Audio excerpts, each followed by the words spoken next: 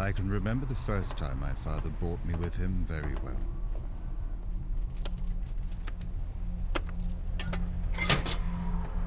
I felt too young and too seasick.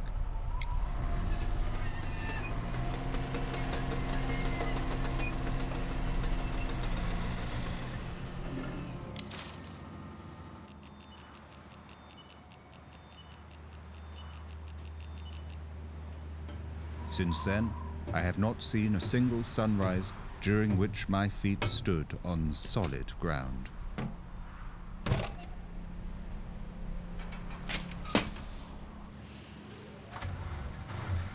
One can trust the ocean. It does not change. I have read that at some point in time, humans swam in it. And when the ship still sailed the seas, the ocean and sky were supposedly blue. Whether or not this is true, these antique ships have rendered themselves useful as building materials.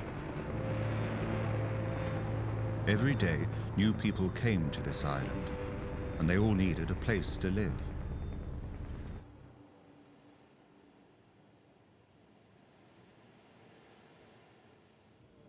When the government did step up to the plate, the turbulent years were put behind us.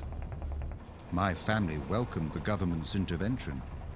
Too much competition all the time is not good for running a business. Though none of these land rats ever really posed a threat. Besides experience, we do have the better equipment. This ship had been built by my ancestors. Only every once in a while do I have to replace worn-out parts. Although the fat swallow is even older than it appears to be, everything is synchronized and still functions perfectly. At least most of the time.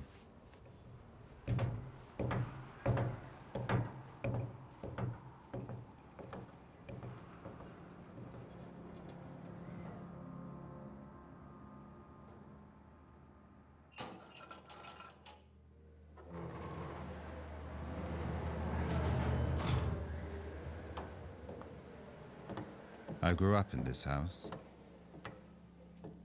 My wife always wanted a bigger house, but what for? Everything you need is right here.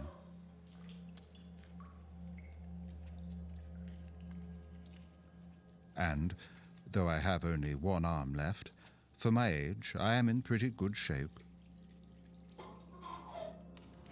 Unfortunately, I have to rely on canned goods. That crappy, artificial mainland food. As already mentioned, I really am in good shape, though my hunting days are over. It would be borderline crazy to go hunting all by myself. Back in the day, we made a fortune hunting. The mainland's demand for fresh meat was hard to fill. Sometimes we took one out of the sea every day. This one here was my largest catch. Must have been almost 50 meters long. We had to spear him with 5 harpoons just to slow him down.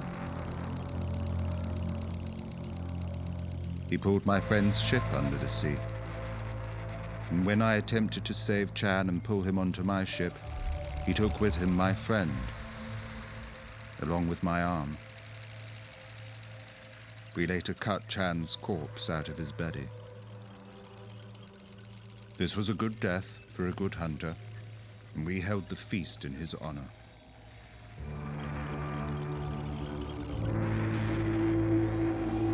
The entire island vibrated with life.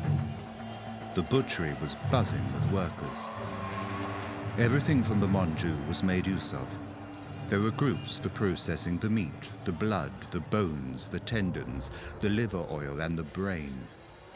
Since the group that finished last had to empty the guts, every group aimed to finish first. From afar, all these people looked like flies on a cadaver. During those days, one could not differentiate water from blood beneath the butchery.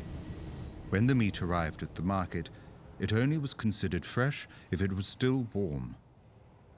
At any time of the day or night, the streets were full with people. A great many merchants also came from out of town to sell their merchandise. Whatever one's heart desired could be found in those shops.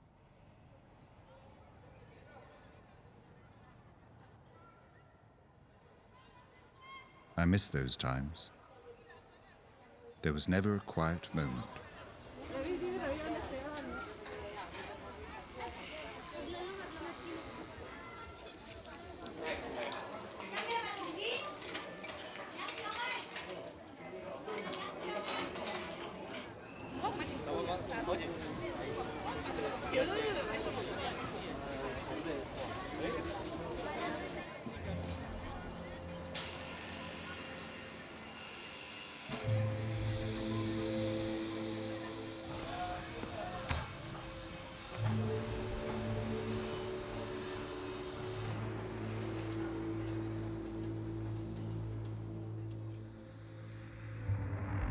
Then, when the government came to us with this New World program, people started to leave our island.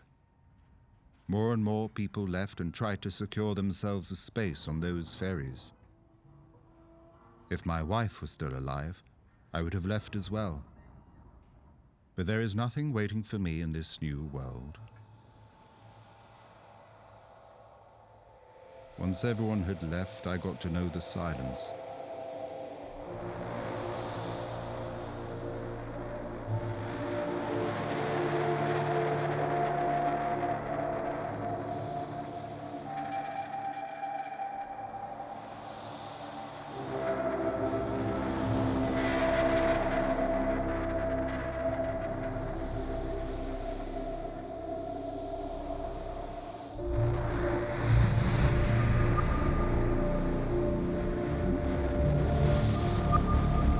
Companions now, the Monjus.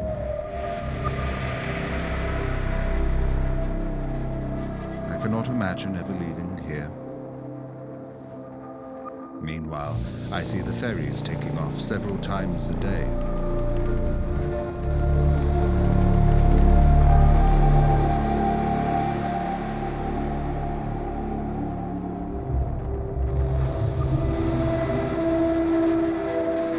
I really hope they're going to be happy up there.